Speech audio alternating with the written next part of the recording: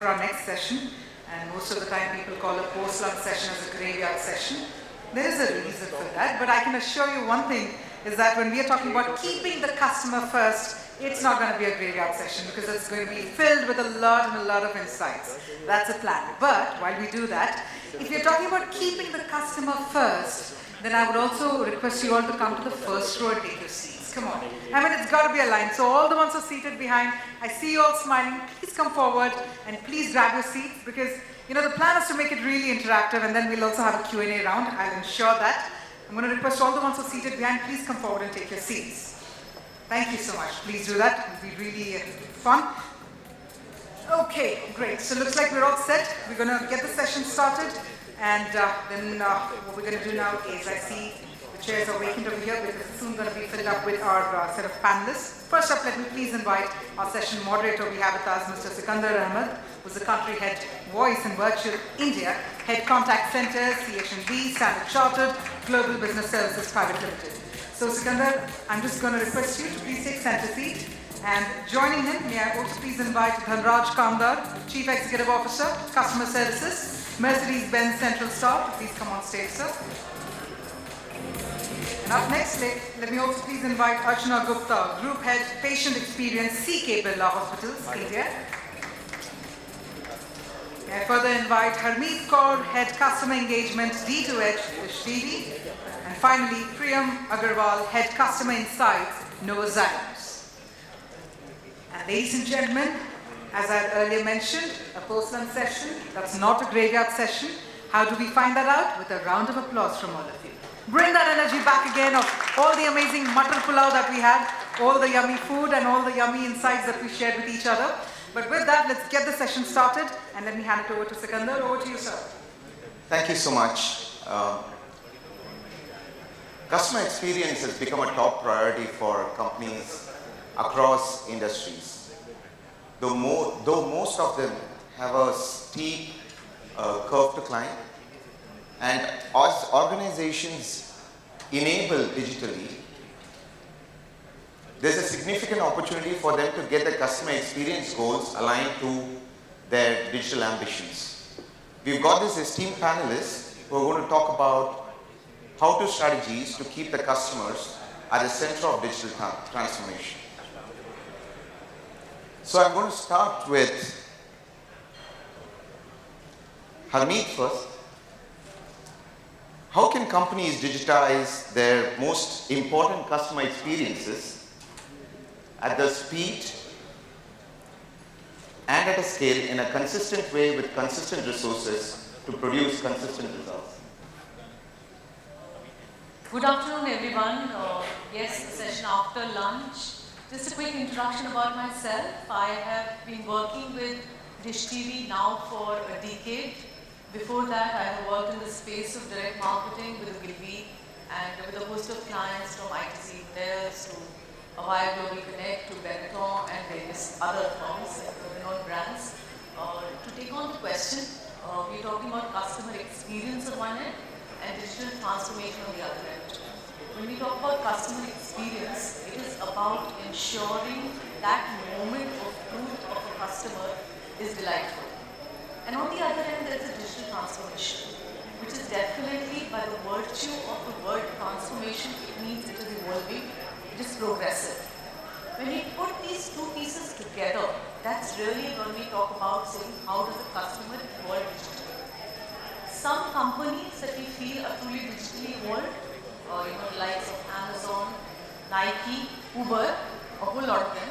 Let me share with you that, when the CEO of Amazon was asked this question, that how do we digitalize, or rather it was a forum which included all the chief operating officers and the CEOs, and they questioned that, how can we become like you?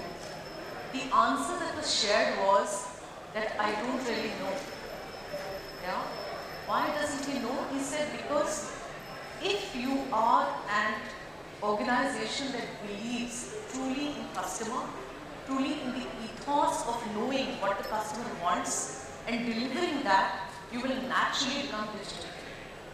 Let's look at each one of us, as consumers. As consumers, we are, we download an app, right? We could be downloading any app that we feel is essential. A single experience, and we could either stick to it, or two experiences and we will be out of it, right? Customers are extremely not forgiving when it comes to their experience digitally. We all have moved digitally. We look at a whole lot of experiences that we have. I want to buy a refrigerator. I will go check online. I will go to an offline store and I will ensure that while I'm there checking out the refrigerator, I will also check what's available online. That's natural.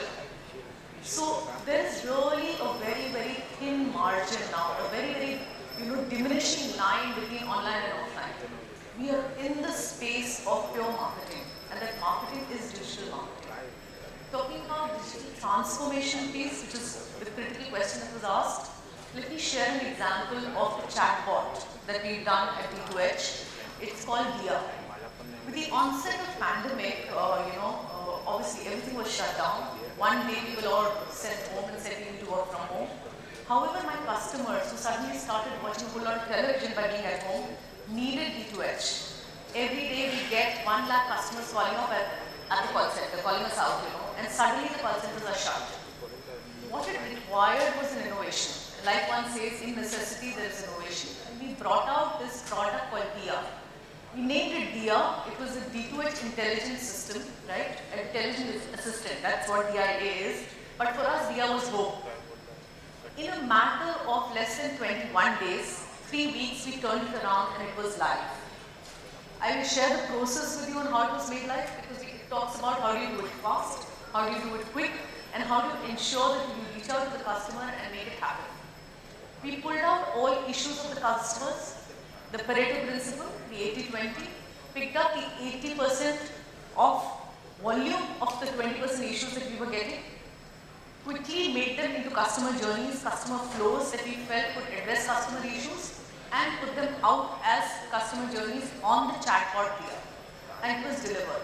Over a period of time, by virtue of customers wanting to stick on to the television, watching a whole lot of entertainment, it also became a lot of, we were all sitting on a couch watching our television, then we needed to ensure that the DTH is kicking and running. It solved customers' 80% issues. How do you remain consistent? When there's a question of consistency, one needs to ensure that one continues to learn, unlearn, relearn. So every journey is mapped out in terms of what the customer is doing, how he is behaving, where are the glitches, how can you make it seamless, and that's what, simplistically speaking, is what we call as machine learning. It tells us what we need to do next to smoothen our journeys. We continue to smoothen our journeys and we continue to add on new journeys which may have been missed out, ensuring that this works beautifully for us. I hope I've been able to answer. Thank you, Harmeet. And you touched upon one of the key important aspects of any customer journey that you want to build digitally. It's just not about building it at the first time, but you continuously keep at it to see what customers are doing and how they are behaving and continuously improve the journey, as a result of which the customers stick on to the digital experience that is provided. Thank you. Thank you so much. And I'm coming to Priyam. How do you increase the speed and agility in generating insights towards designing a digital customer journey? So I pick up from where Harmeet was talking about that it's a process of continuous machine learning, right? And I think it's very important to understand, and I think a lot of us would be already implementing it, that every organization has multiple data sources. Whether it is your app, whether it is your call center, whether it is any and every customer touch point, whether it's in the physical store, across channels. So the key steps over there is obviously there's a lot of data, but how do you culminate that and bring that data together? How do you generate critical insights? And how do you actually identify and distinguish between what are the low-hanging fruits and what are some long-term strategies which need to be changed? I supplement this with an example which I worked upon, it was long back when I was working with Myntra. And you all would understand, right, in the e-commerce world, it's all the more critical to be on top of customer escalations. So we had a channel which was directly tagged to the CEO. So if you're really not happy with the resolution given to you, you can go on that channel and tweet to the CEO.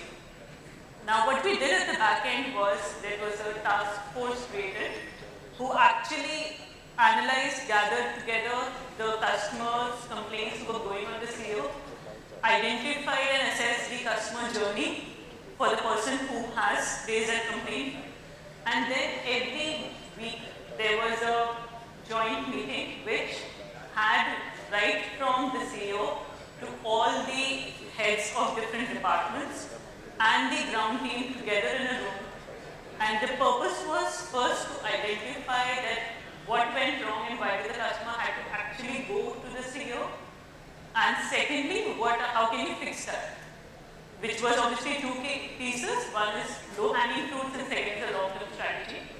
And I think another key element in this entire process which we did was to ensure a healthy mix. For example, in e-commerce, you will generally focus on the delivery, the product and the return experience. However, the customer life cycle doesn't stop there. And hence, every week, the target was to bring in different departments together and ensure that we are covering the smallest of points of customer journey and not focusing on just the topics which are the highest frequency. So I think organizations are coming up with such kind of innovative methods or process which help in making everything more agile and then consuming and implementing data more structurally. Thank you. And great point, Priyam. In terms of how do you look at the data which is there existing on a non-digital journey that you had in terms of customer complaints, and then involving the people inside who will give the best ideas to create a best digital customer journey. Brilliant, thank you. And I'm coming to Archna now. Archna, how important is customer service to loyalty? And can companies increase loyalty without raising their customer service or operating costs? Thanks for bringing that question. Would like to talk about my background first. I've worked 16 plus years in Taj, which is known for customer centricity, and nothing better than comes in my mind at 26 levels. Now there was no digital transformation. Plain, simple customer centricity. Coming from that background to now healthcare, the people element, the loyalty, doesn't just come about merely looking into satisfaction or pleasing them with various touch points. It goes beyond. So in my mind, it's a mix of, especially in service industry, where you have to interact them, unlike e-commerce platform. They have to interact with them in person. So the personal touch, the relationship management, and the customer first in the real way, in the human way also, goes a long way. So digitization is an enabler to bring about leap improvement, but that's not all. What is the culture we are driving? How are we driving? How are we personalizing? The key is not just standardization or customization. It leads to personalization, and in healthcare, empathy is a big thing. Coming from healthcare, I realize in any other service industry, it is very difficult to please a customer because their expectation keeps changing. If you're offering a freebie along with the service, tomorrow that becomes an expectation. In healthcare, it's interestingly very different. All they need is a person who's with you to understand, spend some time. They're ready to wait for doctors. They're ready to wait. All they need is, are you understanding what I'm going through? So the human connect is also important, besides, of course, with the changing customer behavior and requirement, digitization is inevitable. With today's Zepto services in 10 minutes, it is disrupting the entire customer behavior. Tomorrow it will be everyone, every service industry, every industry has to follow suit with whatever changes are happening in the environment. So digitization is given, machine learning is given, chatbots are given to be relevant. But beyond that, for loyalty, one really needs to understand what are the key drivers in each industry for each segment. What are the different customer requirements? What are the key drivers for loyalty. A key driver for loyalty or satisfaction may be different. I'll give you a small example in healthcare. When we did this regression analysis, we found that even the security behavior plays a role in loyalty. Like she said, just 4-5 key areas are not enough to look into. Small things also count in customer loyalty. So how are we analyzing what they're talking about? How are we doing customer journey mapping to preempt what would they require and identify for each segment what is key decision, what can make or break the decision making is important, which is a combination of digitization and human angling. Thank you so much, Archna. I'd just like to add a point there. Okay, so like you mentioned that, supplementing it, with the human touch or identifying what is important, what is critical for the customer is the key. So for example, across industries, right, whether it is e-commerce or whether it is my current B2B organization, we face a lot of cases where there might be a disruption in supply or logistics, right? I think as it is important to solve for that issue and ensure the product reaches on time, the communication to the customer is more critical. Because then at least you are being proactive and you are telling the customer that, we know this is a problem and we're working towards this and this is the update. So if your systems are built to solve for that, then I think solving the larger problem becomes easier. Thank you, Priyam. So on that note, I just want to quote one of the experiences of my own bank that I work for. So we do have customer journey, digital customer journey, especially for, if you want to block the card and get the card replaced. And so you go and do the replacement. So the journey is built fantastically. It's a safe-through processing, no human touch and all of that. So when the card gets replaced, you will get to see a status within 24 hours that, card has been processed, you can see the card set up and all of that. But the card to reach the customer is going to take 4 to 5 days. And that communication of the journey, which you touched upon, Priyam, is extremely critical.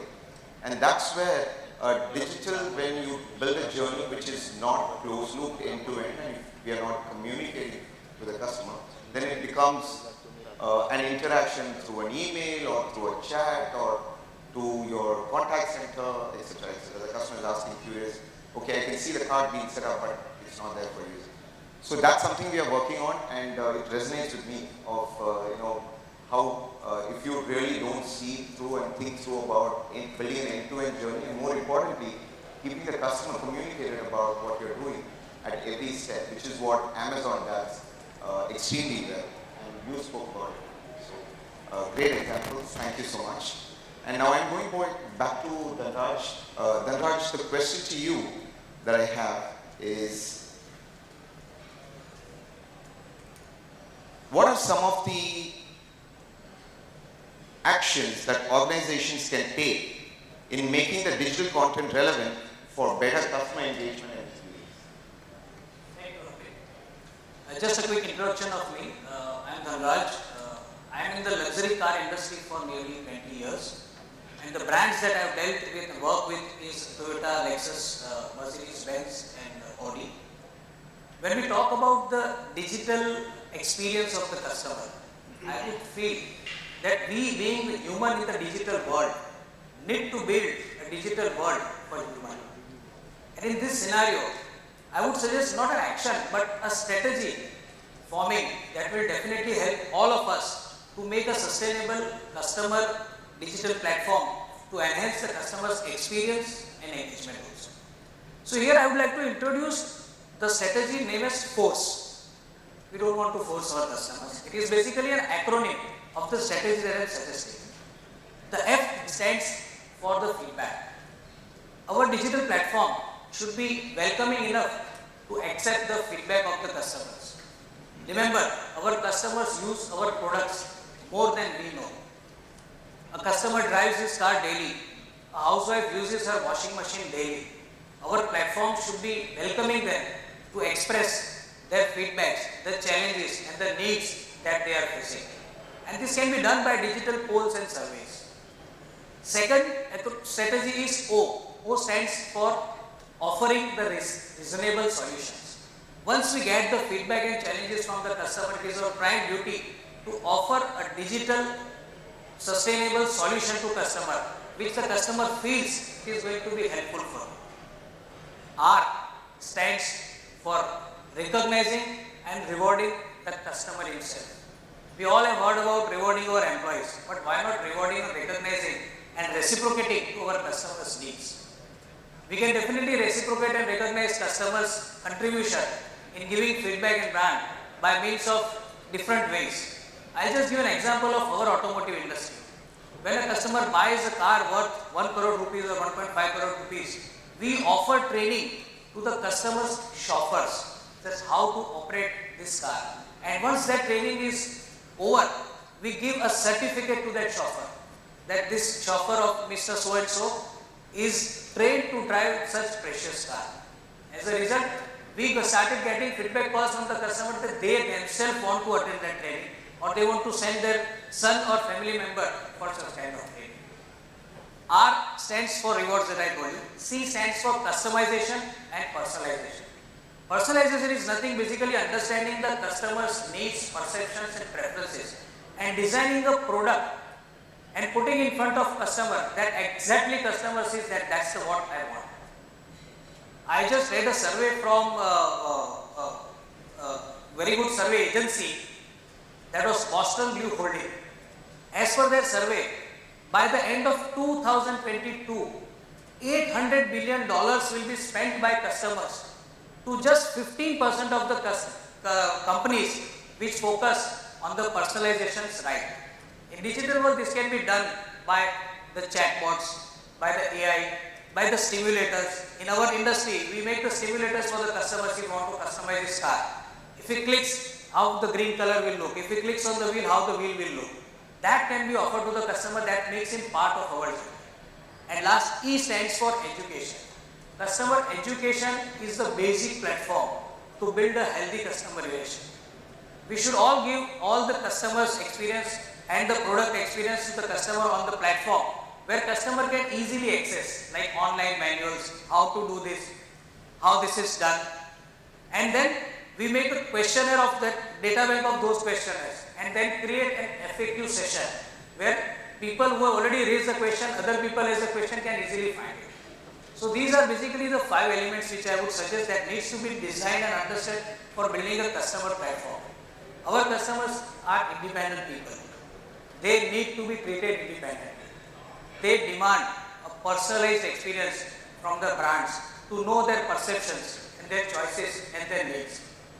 In India also, Google Kantar TNS survey has found out that 90% of the decisions of buying a car are referred after going through the various digital information platforms. So you can understand how much important the personalization is. Last but not the least, as we discussed, it has to be a human element in the end. We talk about the digital world, but we ourselves are analog creators. We are designed for many years. So that at the end of all the journey of customer digital journey, there has to be a human element to answer those queries. Typically we call in Hindi movie, "Main hu na" element. At last there will be somebody who will answer all my queries and who will listen to all my queries. So this is all about, I feel that the strategy we need to build on building a customer platform for a better customer experience and engagement. And we all have these sports within us. Let us use these sports. I hope I answered the question. Thank you, Dhanraj. Some great insights, starting with how important is feedback in building a great digital customer journey, and how do you kind of reward and recognize the customer who's continuously coming back to the platform for any service. And you also touched about how important is the personalization. Once you identify a particular segment, and then how do you kind of look at that behavior, personalize the experience. Some great insights. Thank you so much. And you also touched upon the education. The more you educate the customer to use your journey, that's one way to ensure that you kind of increase and improve the uptake. So I'm coming back to Harmeet. And what should organizations do differently to accelerate and achieve customer adoption of digital customer journeys that they create? it's one thing really to digitalize, and it's another thing to get really an adoption done, and that's really the key challenge. You could have a chatbot, but are customers really using it? So to that extent, I think what's very, very important and very critical is that if I was to actually taking influence from course, possibly talk about a few pointers for us to understand better. The first and the foremost thing there is really the hand of God. Whether we like it or not, no, I'm not talking about McDonald's, but I'm just talking about what happened in terms of the pandemic, and by virtue of the lockdown, we all were forced to go into digitalization, right? So did the consumer. They moved online, they moved to the digital world to fulfill their requirements, and how one could really maximize while the river was flowing in that direction and ensure that you give journeys, more and more customer experiences in the space of digitalization. That's the first thing that one needs to do. The second and the foremost thing which we all know and we understand that sometimes we skip is the simplicity. If journeys are simple, if reaching out or using a digital product is simple for the customer, he's bound to come back. Simplicity is really the key. Yeah? Third point really is talking about that how does one make that journey relevant, customized, personalized. That's very important. In terms of when a customer actually comes out wanting a certain product or a service from you, are you able to serve in that product? Let me actually share an example here of a very interesting package tool that we have on the DishTV platform, right? All of us understand that we consume television in a certain way, right? So each of us, if you were to question ourselves, how many channels do you watch? I mean, can I have hands up for one channel that you watch? Or maybe 2 or 3, 4, how many channels do you watch? Each of you. TV channels I'm talking about, television channels. Okay, so the research says that, all of us primarily watch about 10 channels, Had market, okay, I watch some GC, some movies, each of us just watch about 10 channels. But the range of channels that's available on the DishTV platform is about close to 700 channels, right? So for a consumer like me, I would say just give me a bit of news, a bit of English entertainment and I'm done, right? But maybe for another consumer, it would be that give me some GC, give me some Discovery, so that's what I want to watch. And when that is transposed back into a family, a family of 5, 6 or 4 people, you will end up saying that I need roughly about 40, 50 channels, right? Now, however, for a consumer to make this choice of channels is very difficult. Going and clicking on 50 channels depending on his requirement, need, and sometimes I also watch this.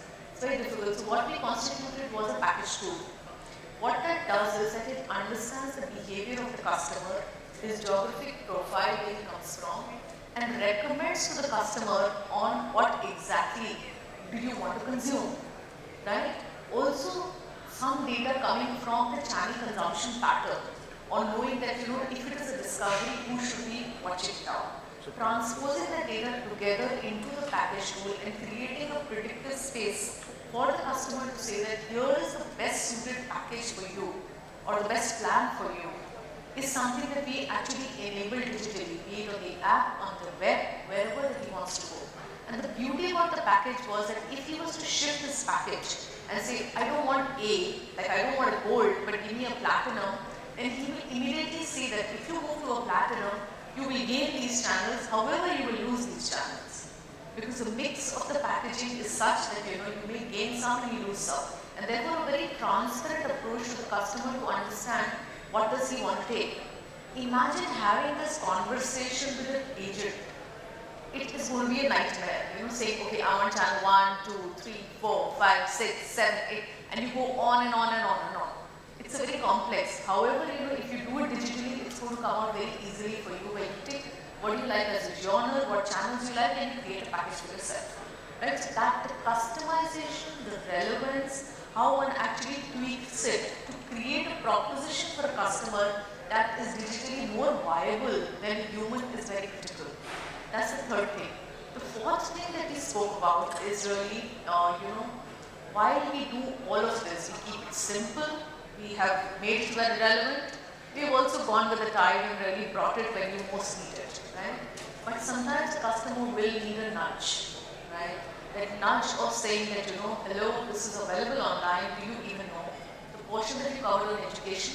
But beyond that, a little offer, a little delight. So which is that, if you were to recharge online versus recharge with the dealer, you will get a preferential benefit. Yeah, so that will help a customer to ensure that he starts using things which later he will realize is easier for you. And this is something as a journey that we actually followed for DishTV, where earlier our self-care was about 20%. So I'm sure you'll understand that we have customers from the hinterlands to the heartlands, so which is really customers who are, very difficult to be brought on to digital. But while we were, at about just 20% of customers doing the do-it-yourself service, which is the self-care, today we stand at a strong 75% of these people who have moved to digital, who have moved to online, right? Because we enabled them. But the last and the final point, which I think all of us have been iterating and we have been saying this, it's time for us to humanize digital.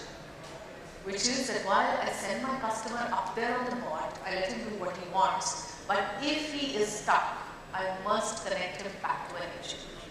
I must connect him back to a possibility of talking to a human if he wants. Because somewhere in our strive to get into the digital space, we are forgetting that at the end of it, we all need to humanize. And we all need to keep the simplistic human touch and give that as an extra additional delight to our customers.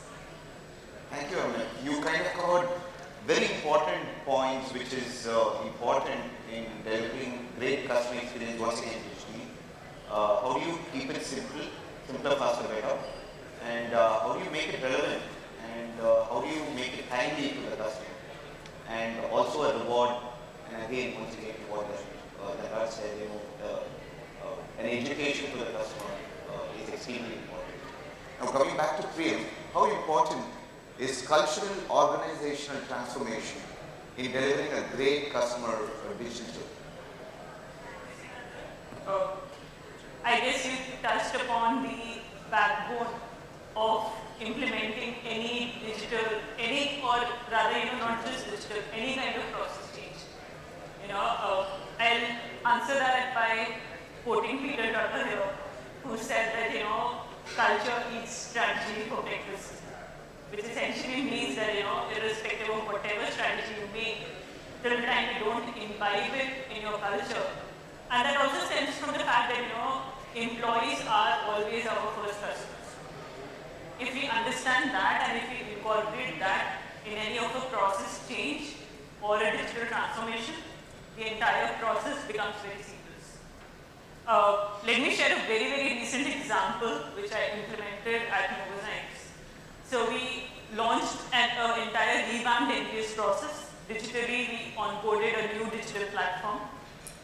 And on that, I think the first resistance which we got was from the sales team. So to just give you some background, in a B2B organization setup, we have a huge sales organization within that, and there is almost a one-to-one mapping of every customer to a salesperson. And that is why, of course, the sales team knows everything about the customer, right? It has a big human touch over there. And there, when you're introducing a digital element, the sales team feels that, oh, why is that required? I know my customer well. What can you achieve through this digital service? So a couple of things which we did there in order to bring about that cultural change. The first was, of course, leadership alignment, for which we identified some critical KPIs, which was obviously the success metrics of where we want to reach, and which will be part of the executive leadership dashboard and thereby flowing down. So which means that everyone becomes accountable for that change. And the second most critical element was involving the stakeholders during the entire journey. Whether it was the selection of the tool, whether it was implementation or a launch. And during that journey, one of the key messages in that cultural change was what is in it for you. Even for the sales team, right? Why will a digital NPS feedback survey help you, right? And that is because we are getting you information which you know, but of course currently that some part of that information stays with you. And now we'll ensure that that information, how it goes back to different functions within the organization, and how will we ensure that there is actionable structured feedback process and the change of strategy and implementation in order to consume that feedback and use that. So by involving that cultural change, by involving the stakeholders in that journey of digital transformation and ensuring it flows from the leadership to every account manager, right, who is actually interacting with the system, we have actually been able to launch it successfully. And that wouldn't have happened if the tool was forced upon them. We involved them in each step of the process, and that actually helped in bringing about that change. Thank you, Priyam. Very important aspect, whilst every company wants to do something digitally, it is important that there is a culture that is deeply embedded within the system and everybody understands, and how important is the executive leadership sponsorship. And they understand that why a feedback from customer is important, and then kind of percolate it to their teams, and you have a dashboard, you talk about some of the net promoter score that you kind of get from digital journeys, and then how people get involved in improving their journeys, which is important, and that's what organizational cultural change of transformation that we're looking at. Thank you so much. And I'm coming back to Dhanraj. As the skills of the workforce are upgraded and transformed, how companies ensure that their workforce welcome change and embraces innovation? Very interesting question. Very much linked to all of us. That we don't invest in the business. We basically invest in the people. And people do business for us. So, answering the question by the Sikander, that how we can adapt our manpower to adapt the cultural change. It is very important for all of us to first understand the elements of people transformation. We can start from recruiting right people at right time for the right purpose. That is very important for all of us. Right person also for the right job. You cannot recruit a plumber for doing a carpenter's job. So identifying the skill set among our people and the people we recruit is very important for all of us. Once we take them on board, we need to educate them of three things: the products, the process and the policies, and also the digital platforms that we all will be working on. So they get used to that platform. So educating customer, I told, was also there, and educating employees also is very important for all of us. Another important part is train them. Train them for the platform or the area or the software that they are working, and try to understand the gap between their understanding and the expectation out of them from the software. That needs to be filled up through recruited trainers also and physical on-hand experience also. So training the manpower is very important. You recruited people, you educated them, and you trained them. But how will you keep them? So that now comes the important emotional elements. Appreciate them. They may make mistakes. The platforms, the digital technology is going very faster. Against the offering in the industry, education industry is very less. People are likely to make mistakes. We need to acknowledge their mistake, and if they make some achievement, we need to appreciate them also. This doesn't require any financial involvement. It is basically the psychological factor. Another part is incentivize them. If we acknowledge and appreciate their mistake and guide them and mentor them also, we must also incentivize them for the milestone that they have reached in building up such digital platforms and all the new platforms or the customer experience journeys. And their KPI should be aligned in such way that each and every customer experience element is embedded with that. So as far as the customer is happy, we will make you happy. Last but not the least, we need to nurture them. The competition is building very fast. People we recruit are getting trained also very fast, and they are also poached very fast. We need to nurture them in the worst time. Say the company is not having a good time, or the best example for all of us was to learn was that COVID pandemic parameters, where we all were struggling. Being the industry leader, we were struggling how to retain our staff. So that's the time our leadership will be challenged, and that time we need to nurture them. Because customer experience, user experience and employee experience, all three together ultimately leads to the human experience. So human element is a big part of whether you are dealing with the employees also and your customers also. And being leader, we just need to be a bridge between the offering and the efficiencies of the employees against the expectation of the customers. That's what I would like to call upon. Thank you, sir. Thank you, Dhanraj. Typically what happens is when we land up talking a lot about customer experience, it's a whole lot of investment one does in technology. That's the expectation. The other is obviously by virtue of the kind of work that we do, it is very quantifiable or very quality, very lower quantifiable and higher on quality, where we're actually talking about the NPS scores, or we're talking about how satisfied the customer is. How one can really monetize and talk about the experience translating into savings for the organization will really define the importance of the digital transformation. Where I would want to actually highlight that for every digital journey that one takes on, you actually are sacrificing or eliminating the need for an offline journey. Therefore, how one ensures that the digital transformation has led to savings for an organization should enable all of us to really quantify and tell us that in terms of how can we continue to put that investment back into our running wheel, because that's really the need of the hour. So be it in terms of direct attributable quantifiable benefit, or in terms of really talking about how did it help us to retain customers better. There's an interesting insight that I want to share with you, that when we map customers who are recharging online versus customers who are recharging offline, we realize that the behavior of the customers recharging online is far superior in terms of stickiness, in terms of consumption of the content, in terms of the ARPUs that they give for the organization. And I think that's very critical for us to understand.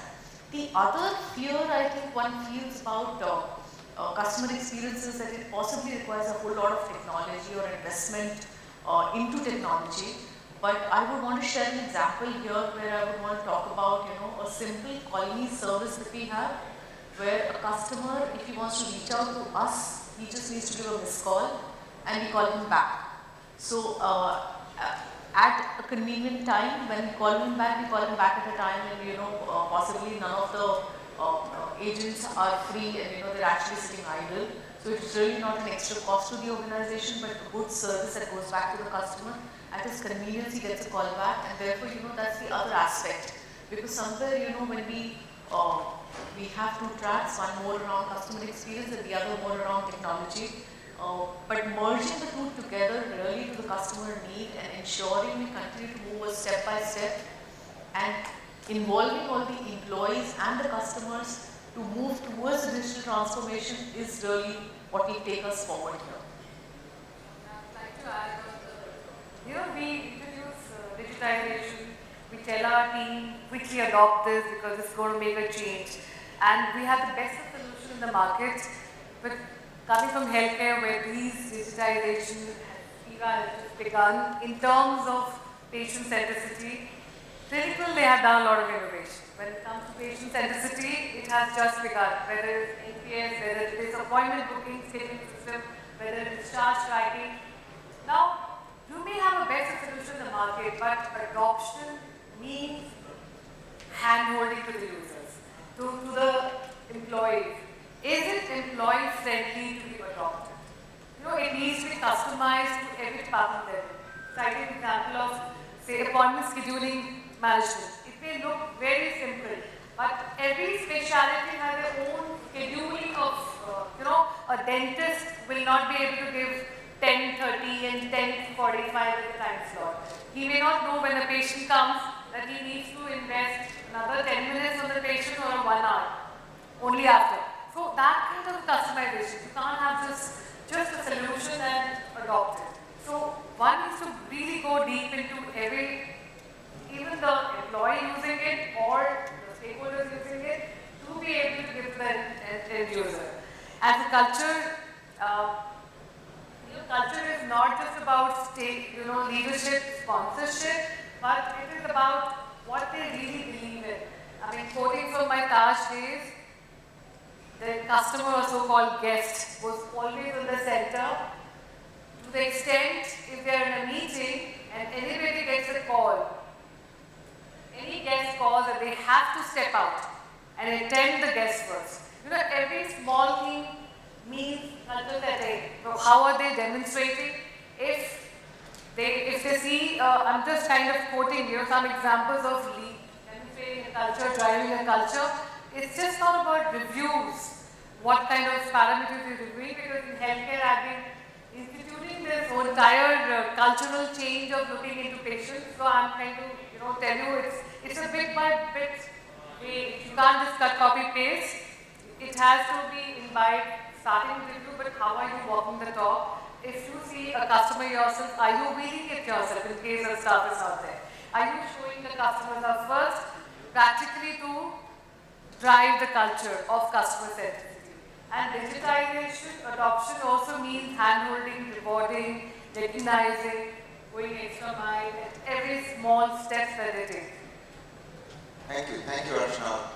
Thank you, Harmeet, and thank you, Dhanraj. All three of you touched upon how important it is to include the employees and the workforce to, kind of embrace change, innovation. You involve them by first training them, and then tell them what's in it for them, and reward them and recognize them. And more importantly, in the journeys that we build for our customers, utilize your own workforce to experience those journeys.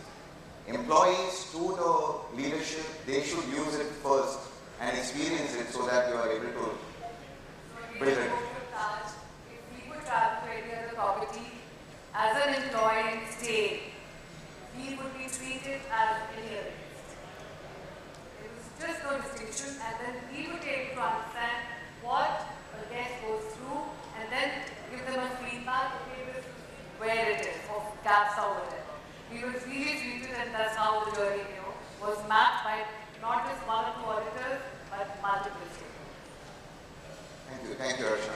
One last question, and anyone can take it here, is what are some of the things that you are doing to reskill, upskill your own talent? What are some of the initiatives that any one of your organizations do to reskill and upskill talent? Definitely reskilling the employees is that we have ready-made syllabus and training programs for them.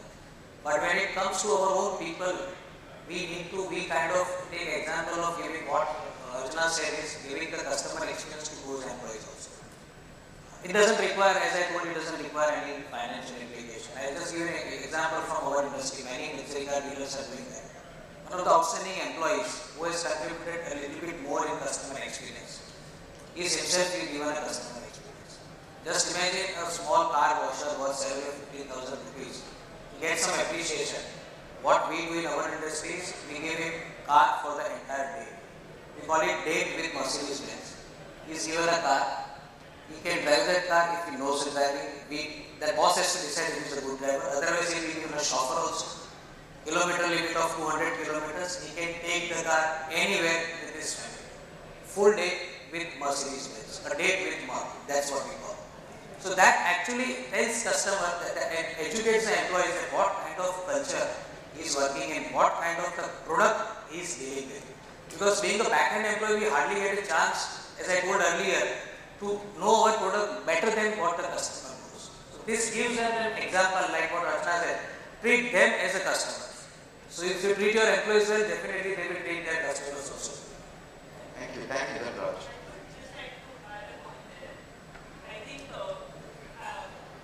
that is a very, very critical program which a lot of organizations are running. I think another key thing which has worked for us in past, and this I'm speaking, both in Mitra and at OYO, something which was a cross-functional exposure, right?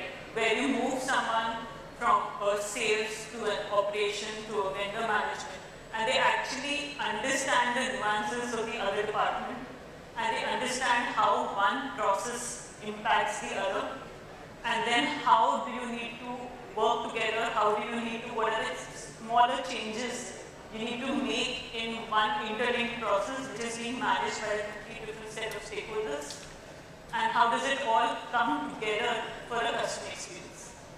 right? Whether it is managing the call center or whether it is managing the logistics. I think that cross-functional exposure, which especially a lot of startups are adopting these days, it helps you in that on-the-job hands-on training.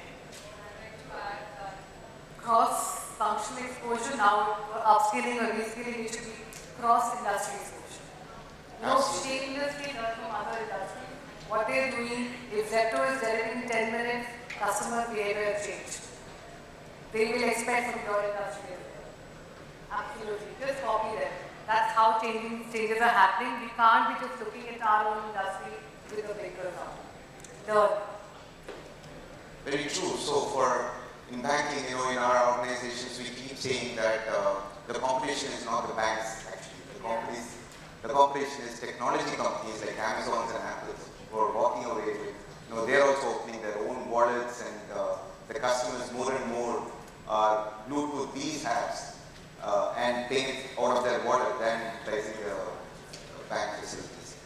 I'm just going to conclude before we take on audience questions by saying that some of the things which is extremely important in digital transformation, of course, keeping the customer at the center of what we do, is keep it simple, simplified journey, and ensure that there is a human touch. Whilst we build a great digital journey into it, there is also a human touch to the customer. So you become a digital organization with a human touch, and ensure your employees are fully aware of the transformation that you are building digitally, and they get to use it first before you build it for the end customer. And you continue to reward and recognize the customers so that they are able to come in more and more utilize your products there. And finally, customer education, which is extremely important. So whilst you build a great digital journey, you continue to educate your customers, there is an uptake and increase the adoption. And I'm going to open it to the floor for any questions.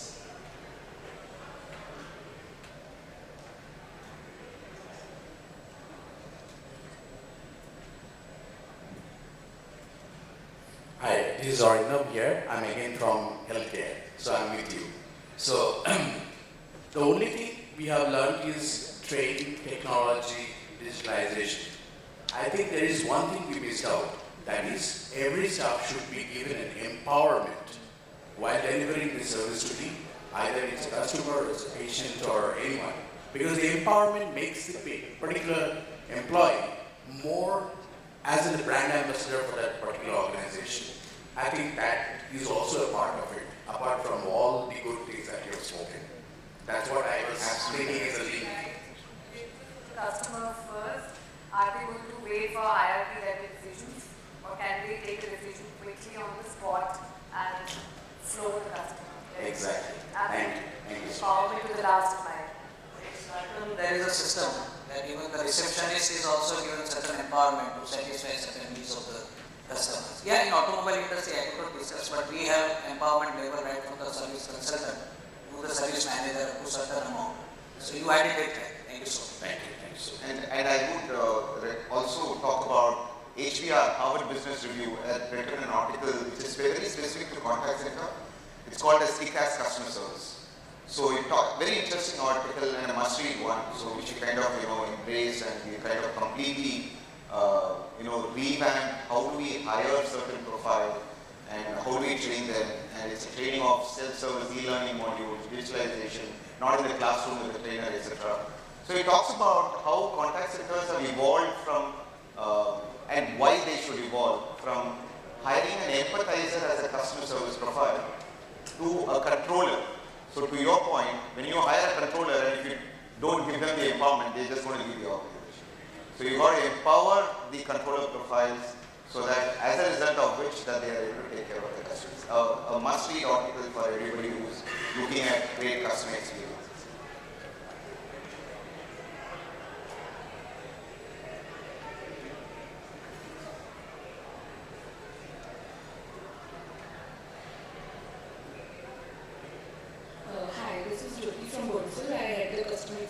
Team there. Just a quick question to the panel here. So in this today's world, we've been talking about digitalization, where everybody is looking for instant resolution, but sometimes the customer service team, in spite of all the empowerment and the tools available, might not have and might not be able to give you a resolution instantly. So in this challenging scenario situation, how do you drive parameters or performance indicators like maybe a customer satisfaction or an NPS, which then ultimately talks about how good or bad you are with your customers?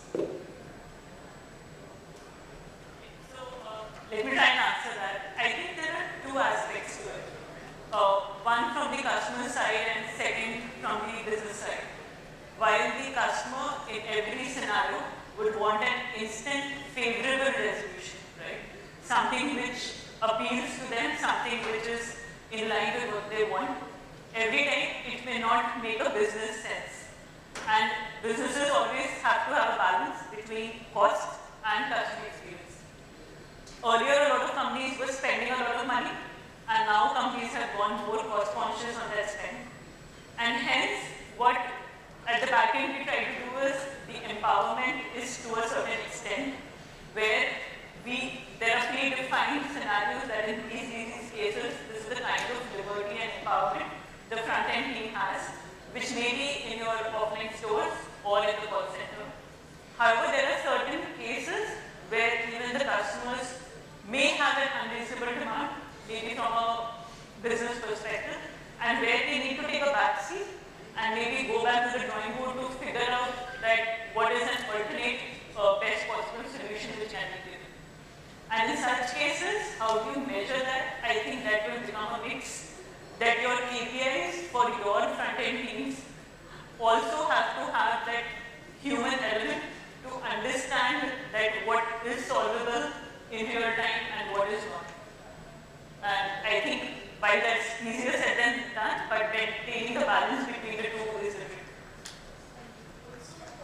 From the perspective that you're talking, completely in agreement with you, if there is something that's taking time, and obviously, the customer may not have the patience for it, as long as you're keeping the customer informed of the progress of his case, I'm sure he is reasonable enough to allow you that time. If it's a unique case, and it does require, for us to go back to the drawing board and redo it, or re-plan a strategy to address that issue, and you're keeping the customer informed, saying that, we understand your concern, we heard you out, we listened. As long as you've done that, and and you've gone back to the customer saying, give us 24 hours more, give us 48 hours more, and you go back then, thereafter the resolution, which is indeed a delight for the customer, you will actually win over the customer for a lifetime.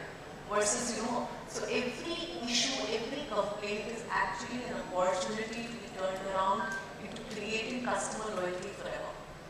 And if one was to treat it like that, one is going to find, ways to go about it. Clinical related complaint, you just can't give a spot resolution. One needs to investigate, and acknowledgement is required, yes, like she said, prompt acknowledgement, and kind of a commitment that we come back to give us a little that much time. Come back even if you want to take more time. And rightly said, keep informed, we can reach us. And in our healthcare, we maintain two different tabs, non-clinical and clinical. So that's how we divide it. From my industry, the turnaround time that we call internally. Sometimes the less turnaround time also doesn't matter to us. We just, the Mercedes-Benz is the first brand in the country which has come up with a wonderful initiative. We service the car within 3 hours. All the charges are on us. It is something like 30 minutes on free. We have come up with 3 on free. You all will be surprised to understand that we got very less response from the customers. Your servicing car in 3 hours, will you be actually doing it? Where we had hell lot of processes improvement each and every time and motion study done, and then we come up. This brand is the only brand which is promising the delivery within 3 hours, including washing the cars. But we are not getting response from the customers. Actually, the car owners which are driving a car worth 1 crore rupees and the service will be 1 lakh rupees, they don't understand. It is difficult for them.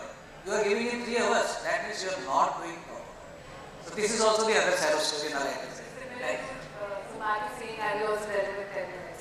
a lot of backlash and risking the delivery guys. So sometimes later is better. I remember a scene from the movie Rocket City where he actually, with an IT person, he actually keeps the computer for the whole day, though it was solved in a minute, because otherwise the customer won't pay, right? He won't understand what it is. All right. Well, ladies and gentlemen, on that note, so with your permission, shall we call it a wrap to the session? Thank you so much, Priyam, Archna, Dhanraj, and Ahmed for a very insightful session. I'm sure the audience Loved it and enjoyed it as well. Well, in that case, let's also have a round of applause to thank all our speakers. And if I may request you all to please remain on the stage, I'm going to request Sikander to please present the mementos to your fellow panelists.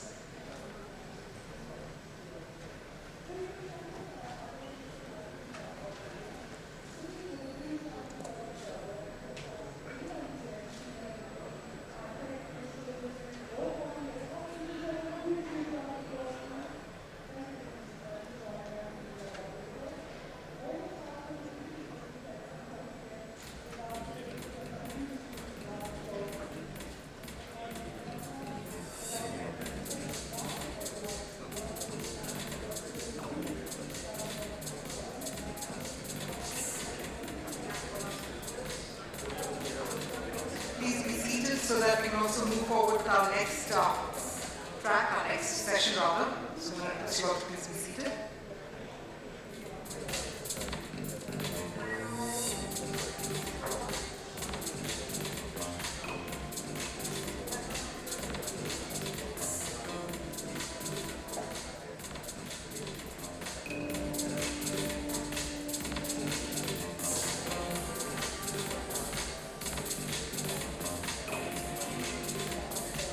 Thank you once again, everyone. Thank you so much.